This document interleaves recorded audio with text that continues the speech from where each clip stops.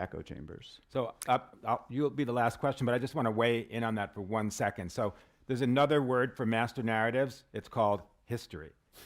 Basically, every country creates their own narrative story.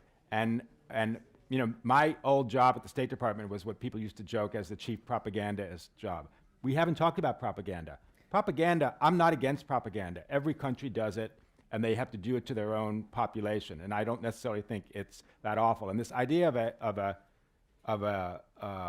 news cartel, I mean, I was editor of Time in 2012 during that election, and I remember, you know, you're competing against cartels and everybody. I remember being on a panel with the then editor of the New York Times who said, it's really hard to break through these days. This is the editor of the New York Times saying it's hard to break through. I wanted to jump off the platform. Like, what's it like for the rest of everybody? So, I mean, there are cartels, but cartels don't have hegemony like they used to.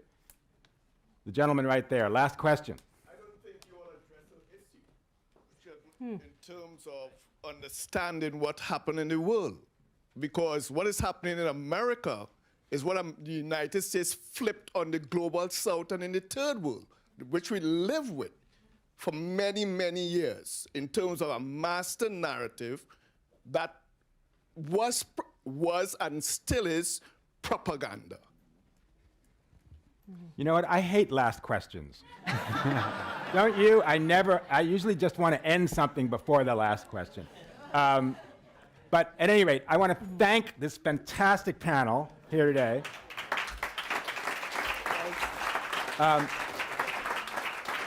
And I do want to say, I actually think, I mean, the talk about optimism, I mean, the optimism is all of you there figuring out how to teach your students about this and using some of the techniques and some of the sources that we've talked about here today. And I hope you're successful. Thank you very much.